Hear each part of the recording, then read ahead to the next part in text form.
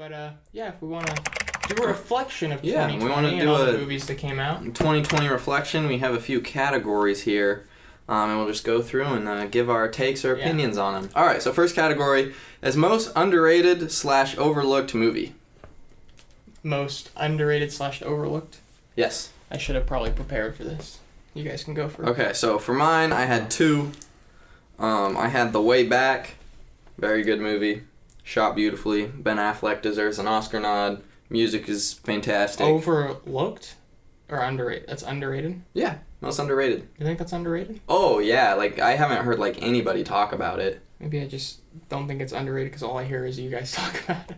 I feel like you, Kyle, and Caleb are always talking about it. I saw it a couple days ago, so... And Caleb's never seen it before, so... Caleb's seen The Way Back. Not The Way Back, just The Way Back. He's seen The Way Back. He has seen The Way Back. And then my other one is Host. I do think Host is definitely overlooked. I would definitely say it's legit one of the scariest movies I've ever seen. What? Yeah, nobody's seen Host, I feel like. What's so funny? I feel like a douche. Why? Say it. It's just I don't know. Again, it's like we were talking about off the air. It's like, it's amazing that so-and-so can like a movie that I'm just like... You didn't like Host? It was so fine. Are you a retard? Yes. There aren't really a lot of underrated movies. The Hunt, I think, is underrated. I feel like people just forgot about that movie and shrugged it off. It's pretty fun. We did a podcast on that one. Yeah, so we did. You can go check Go it out. watch the episode. I would definitely say my answer to the most overlooked movie would be a movie called Mr. Jones that I know you guys haven't seen, but I really enjoyed that movie. Who's in that? Vanessa Kirby is in it. Ooh, she's hot. She's not the she's not the main character. I don't know who that is. She's in Pieces of a Woman with Shia. Oh, okay. She's also in Mission Impossible Yeah, Fallout. yeah. I do want to see Pieces of a Woman. It's about the Holodomor famine in the Ukraine in the 1930s. Everyone knows about that. It's very good. Well, that's the point. Nobody knows about it. I think that's what it's called, Holodomor. I don't know. I looked Very through good. all the movies I watched this year on Letterboxd, and nothing really jumped out at me, other than I just watched The Way Back with you a couple days ago, and I actually really liked it. So I guess that's sort of my answer for sort of underrated or overlooked. I do want to say that if you look up The Way Back and you just go, oh, it's a basketball movie. Kyle doesn't like basketball at all. I had to explain some of the rules to it, a rule to him during the movie. You don't have to like basketball to really like the movie. It's honestly just a piece of it. It's I wouldn't even really call it it's technically a sports movie, but I mean it's it's not the main focal point at all. Yeah. So what was your answer?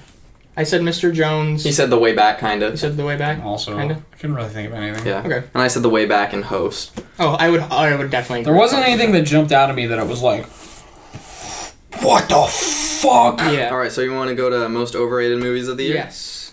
So for me, I had 3 movies. I don't know if we were supposed to pick one for most overrated. I don't really think of any. But Overrated. Okay. I picked Borat. Okay. Borat 2.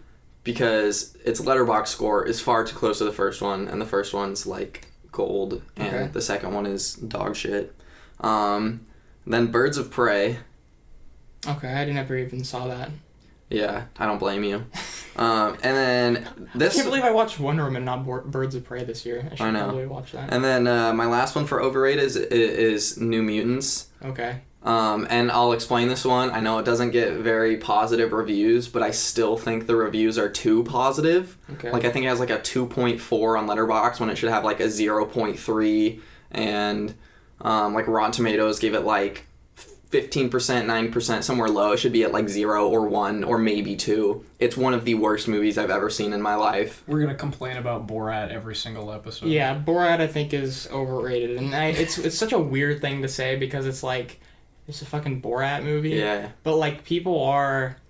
Hey, if you want people who are saying the reason why I think it's overrated is because a lot of people think it's better than the first one. Yeah, and that's I'm just stupid. Are we? Whoa there, pal. That's all. I mean, if you want to love propaganda, that's your own shtick. We already did an episode on Borat. So I kind of have an answer. Okay. And I just forgot it. Give me a second. Okay, no, all right. Now I say this while also liking this movie. Okay. Palm Springs. Okay. But I also understand why I feel like it was overrated, because it came out at that certain time during COVID, and I think everybody just wanted something. that was just totally. like feel good movie, makes them feel good, fun to watch. I have one. I mean, like, if we have any filmy people who watch this podcast. I hope so. It's a film-centered podcast. Like, you know what I mean? Like, filmy people. Oh, like snobs? Like people from our work. I'm thinking of ending things. I feel like this is just a very basic... This is overrated. It just doesn't make any sense, but... Normally, I'm not that guy who's just like, this doesn't make any sense. I don't like it. I try to be open-minded. I watch his other movies, Charlie Kaufman, like Synecdoche, New York. I'm self-aware enough to realize that, like, I'm just not smart enough to know what that movie's about. But I'm thinking of ending things. Just feels, just no. I don't. I have yet to watch it. That's not only does it, I feel like it doesn't make sense. It's like it feels like up its own ass. Up its own ass, and it doesn't.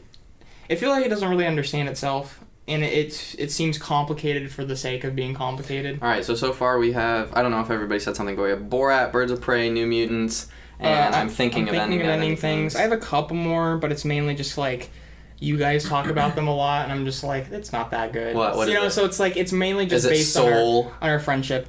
Soul and The Devil All the Time, which I don't even think are bad.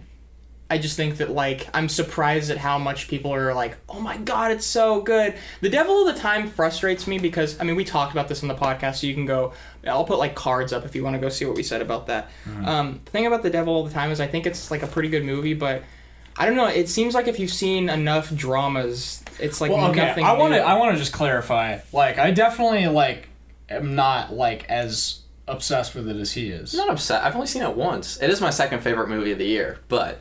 I don't know. There's no way to say this in a non-condescending way. Like, you just haven't seen enough of movies, or that's what I'm. That's not what I'm saying.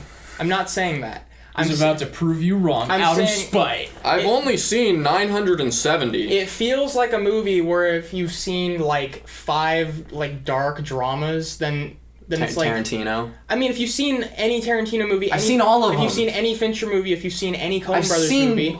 I don't like the Coen Brothers, and I've seen all Fincher movies. What I don't understand is, like, it's no different from any of those. It does nothing different. I just don't understand it. Disagree. I just don't understand it. I just feel like out of, like, almost, it's, like, because, like, it is obviously, like, towards the top of my list, too. Mm-hmm. But I think it's, like, because of this year and the movies, like, out of, like, almost out of default, it's going to be at the top. And I think that we set the bar really low for Netflix movies now. And that's definitely been the better one that's come out in a long time. For me, it was because there wasn't a main character. It almost felt like an anthology movie where you were going, and yes, you could say that about Pulp Fiction, but I still see... It's not just the anthology thing. It honestly... But, like... It's the last thing I'm talking about. I know, but that's just, like, something I don't see very often where it's like, oh, I don't know who the main character is, and I'm seeing all these bits and pieces of how they're all interconnected, and I think that's cool. I know that the anthology aspect and the performances are, like, amazing. Yeah. It's just, I think the story and, like, every plot beat is just somebody gets shot in the face over and over and over, and it's like... It's like your favorite thing, though. Well, that's the thing. I've seen so many movies like it. It's like, this is nothing here that's surprising. Okay, I think this is a subconscious thing, and you're not going to like this. Okay. I feel like you sometimes see things as a threat to Tarantino movies, and you love Tarantino movies so much. Dude, I probably like Tarantino less than a lot of you guys now. I only like Once Upon a Time in Hollywood. But that's the thing. It's like, I didn't like that, and you guys have been, like, freaking out over it. I know, but you still, like, love Inglourious Basterds and The Hateful Eight. Yeah, but I'm not, like, presently obsessed with, like excited for new movies to come out, really. I'm just... I mean, I'm not either. I think I'll say something. I feel like anytime I say anything about a movie, you guys are just like, you just like Tarantino. It's fine. Because I liked Tarantino when I was 15 years old. Just anything that's like ultra... I mean, when you say stuff like this where you're like, oh, someone just got shot in the face. It's not my fault Tarantino, like, basically invented a genre in itself. It's not my fault. It's not my fault. Sounds like something you should go talk to Quentin about. It's not my fault that people are doing it better than him. No, The Devil All the Time is not better than, like... most of Tarantino's movies. I don't know if I can agree with that. And that's not even Tarantino isn't even my number one comparison with that movie, is what I'm saying. It's mainly Fincher and Coen Brothers. And I have the same issue with that movie as I do with their movies. It feels It feels emotionless and it feels clunky. And I have that same issue with their films, not in general, just sometimes. Which is so it feels interesting. like, sorry, I keep interrupting you. It feels like the worst, it feels like what a bad Coen Brothers movie would be, or a lesser Coen Brothers movie. What I find so interesting about that is I don't like the Coen Brothers. Not that I don't like them as people, but I don't like their movies. Like, I've never liked their movies. I can't get into it, and I don't know why. Yeah, but I think maybe it's because it has some of the Fincher aspects to it. Yeah, and I'm saying like tone from Coen Brothers, editing of Fincher, like story structure of Tarantino. Maybe I like the story structure and how they edit it. It seems like it takes bits and pieces from each, and maybe that's why you like it, because you like those certain aspects. That's fine. And they take all the best aspects of or in my opinion, the best aspects of all those things. So that makes sense. I liked the movie. I enjoyed it. It's just because I talk about it. Yeah. You know what's funny? If I hadn't talked like if I hadn't liked it as much as I do, I don't even think you would like. Yeah, and like we said in the podcast we did about it. On paper, it should be the movie that it should be like what I love, and that's why I'm just very surprised. I remember watching it and being like, oh, I don't know who watched it first, but I just remember being like, oh, Gager's gonna love this. This is gonna be his favorite movie. This is gonna be great. Because people get shot. People get shot, and there's drama, and there's a pastor rapist. Yeah. I have too many responses to all the things you just said. So, biggest surprise. I already had host on most underrated, but I also have it on biggest surprise. Biggest surprise. And I also had Soul, because here's what I expected. The only one I can think of is Soul. Here's what I expected from Soul. I was like, oh, great, another Inside Out ripoff, and Pixar's gonna make a middle of the road animation everybody's gonna be like, oh my gosh, it'll be great. I feel like you do this every episode where it's like, you end up doing that voice. You know what I mean? Yeah. That's where I felt like everyone's gonna be. That's my imitation of the masses. The masses. Yeah. So when it was actually my favorite movie of the year, I was like, shit. Okay. I think the biggest surprise for me is definitely Bill and Ted Face the Music.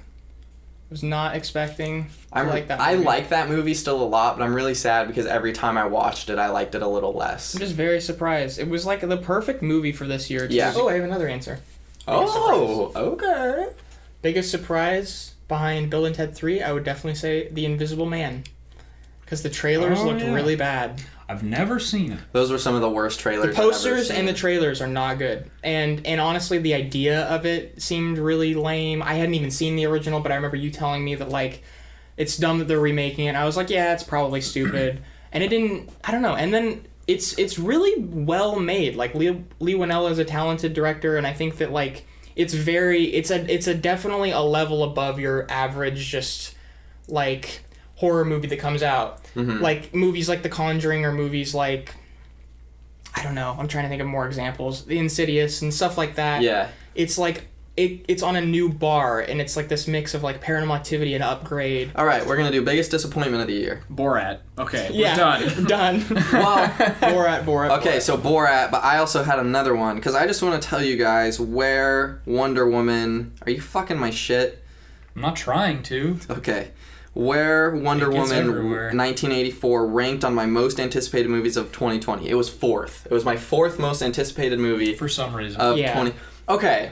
I wasn't a huge fan of the first one, but I saw the trailer for the second one. I was like, wow, this could be really fun. Mm-hmm. Like, it could be a blast, which is weird because we're going to talk about it later in this. Because I don't want to get too into it now because we will talk about it later.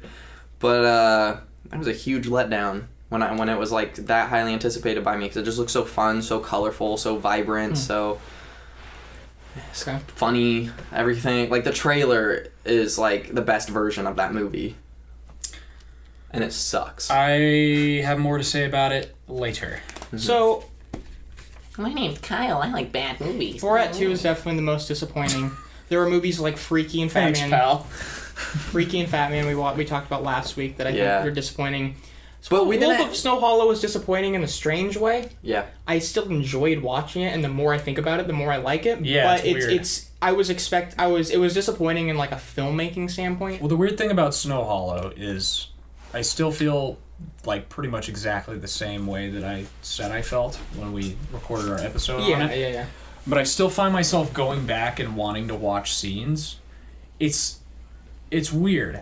it's like the way that the movie's made, like almost every scene works by itself, Yeah. but as a God whole, damn. it just doesn't quite stick the So landing. true. Because there would be like absolutely brilliant scenes, and then they'd mix them all up in a montage. But and it'd be together, like it's you weird. put them to like you make them their own separate scenes, and they're Yeah. so good. I really do Yeah. think that if you like gave that if that movie had like a complete re-edit and you didn't cut everything out, there's a better Absolutely. And version. there's a better movie than Thunder Road. It might be like my favorite of the year if you edit that. there's like, an interview with Jim Cummings, and it is extremely telling. Okay. Like he basically, I mean, he mentioned like that this like he was talking about taking notes from the studio, and like you really get the idea that a ton was cut, and not only that, the order of shit was switched around That's like frustrating. crazy. Huh, okay. I do have one more answer, Okay. but it's kind of an interesting, like it's an evolving answer. So I don't think Tenet is, biggest disappointment. disappointment. I don't think Really? Tenet, at this point, I can't say I'm disappointed. I'd be lying if I said I wasn't disappointed when we saw it.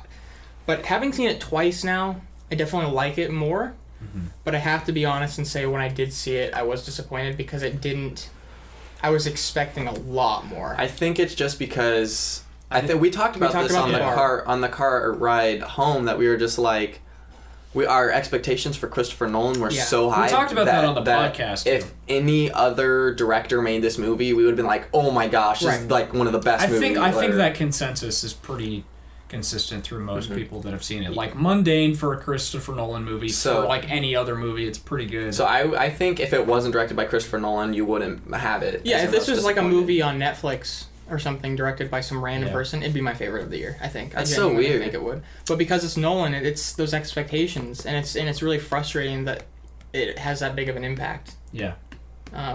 But I did see it twice. I saw it a second time, and I like it more because I just let it be what it was instead of trying to form it into what I wanted it to be. Is that fair though? Looking at a movie, not looking at a movie by itself as it is, instead of looking No, at comparing it's it to not fair. Yeah, it's not so- fair, but it's Yeah. impossible not to do. I feel Yeah. like you can try really hard. favorite of the year.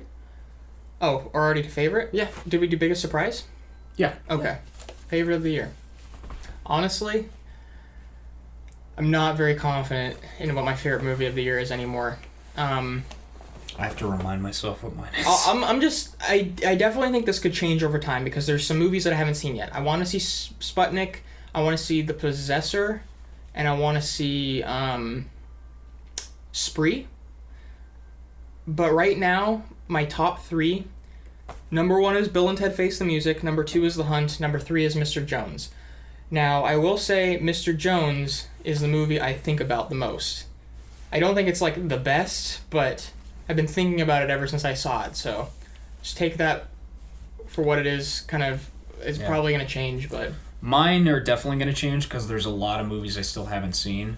okay. But right now, as it sits, it's number one, Devil All the Time, number two, The King of Staten Island, and number three, Tenet. Wow, The Devil All the Time was your number one. Yeah, I guess it is. My top three is Host, two is Devil All the Time. So I didn't add. There's a bunch of shit I didn't add. I just realized. So Oh. just take what I said with a grain of salt. 'Cause All right. Not Host. I'll try again. Soul isn't even on here. So Three is Host, two is Devil All the Time, and one is Soul. lists are Number one is arbitrary. Yeah. Did you already tell me that? Mm-hmm. Jesus. Okay. Which is funny because Jesus Christ. because any cry. any other year, these three would be like 7, Yeah. 8, 9. Yeah, exactly. It wouldn't be 1, 2, 3. It'd be 7, 8, 9, or 8, 9, 10, or We could say our least favorite of the year, but we don't have to. the New Mutants Oh, and okay. Scoob. All right. I mean, I'll just say it. Cuties is my least favorite of the year. Oh yeah. Because I forced myself to watch it, so you fuckers didn't have to. And then Borat 2, big surprise. Yeah. But Oh. it was a very easy worst of the year. Yeah. Like, that was easy this I year. forgot. New Mutants, Scoob, and Wonder Woman 1984. Okay. That's a good setup for what we're going to be talking about soon. Mm-hmm. Worst movie of the year. Go ahead.